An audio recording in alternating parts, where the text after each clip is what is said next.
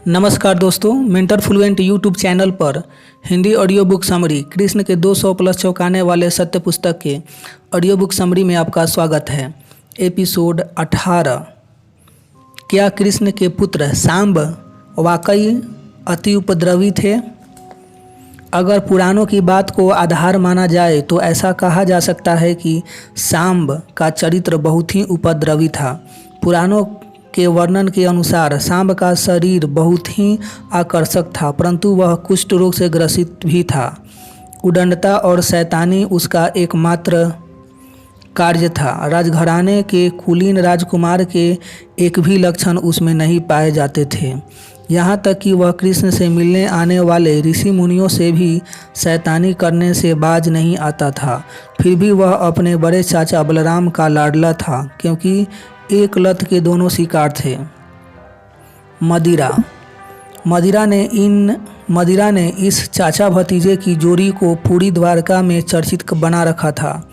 बाकी तो वह इतना उपद्रवी था कि अपने पिता कृष्ण से भी बेअदबी करने से बाज नहीं आता था।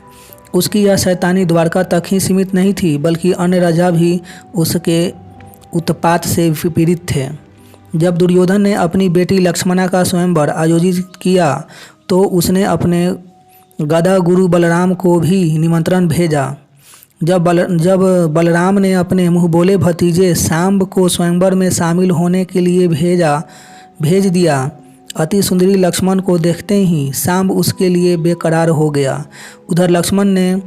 उधर लक्ष्मणा ने जयमाला के समय सांब की ओर देखा तक नहीं और उसके सामने से होते हुए गुजर गई।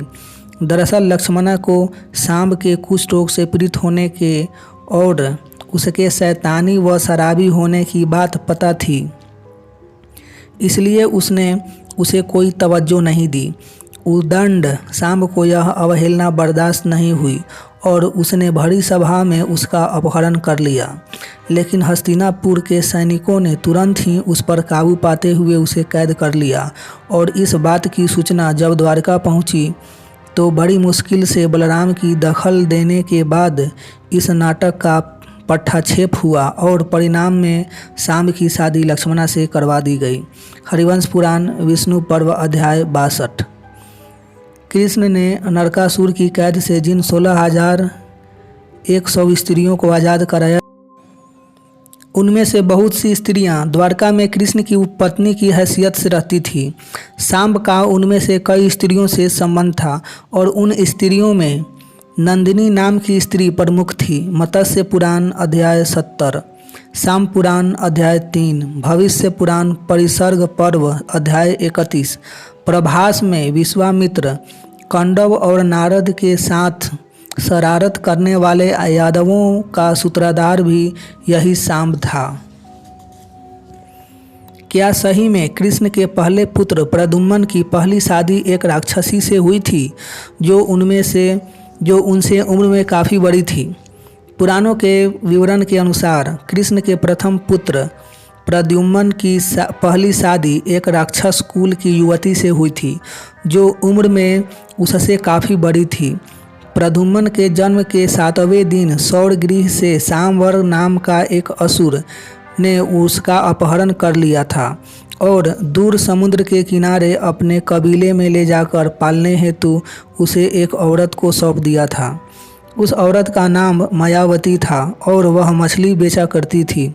रुक्मिणी और कृष्ण का यह पुत्र देखने में काफ़ी सुंदर था, इसलिए मायावती इसके रूप पर आकर्षित थी और बड़े ध्यान से उसका पालन पोषण करती थी।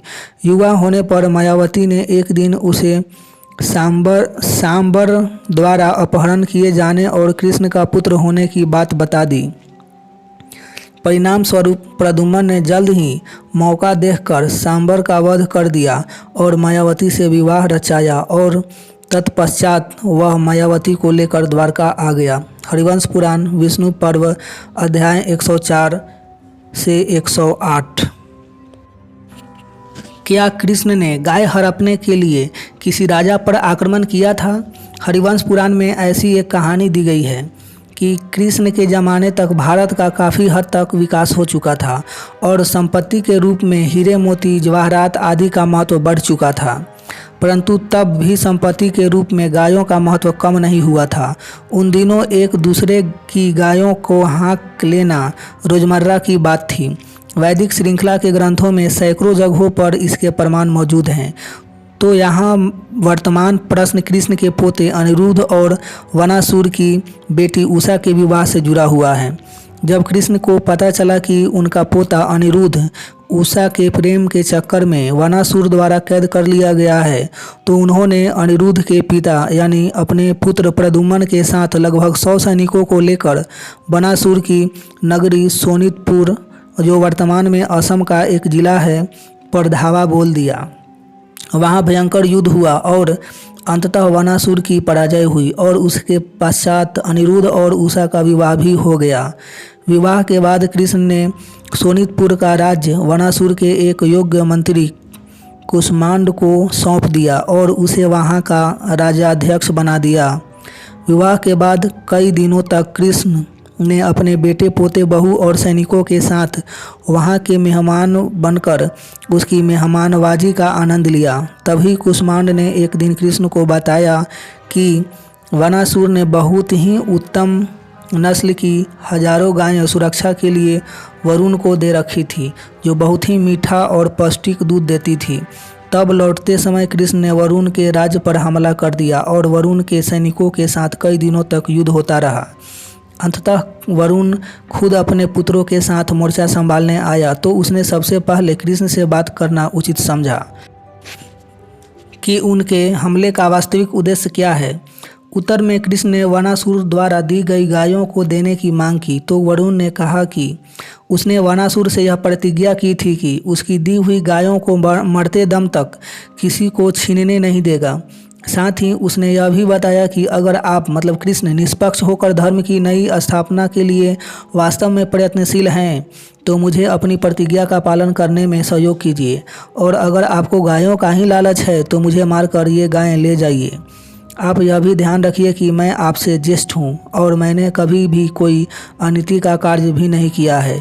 तब कृष्ण वरुण की बातों पर निरुत्तर हो गए और उन्होंने गायें लेने का विचार त्याग दिया। हरिवंश पुराण विष्णु पर्व अध्याय 127 श्लोक 1 से 97। मिलेंगे नेक्स्ट एपिसोड में, तब तक अपना ध्यान रखें। लाइफ को खूब एंजॉय कीजिए, मस्त रहिए। आपका कीमती समय देने के लिए आपको बहुत बहुत धन्यवाद।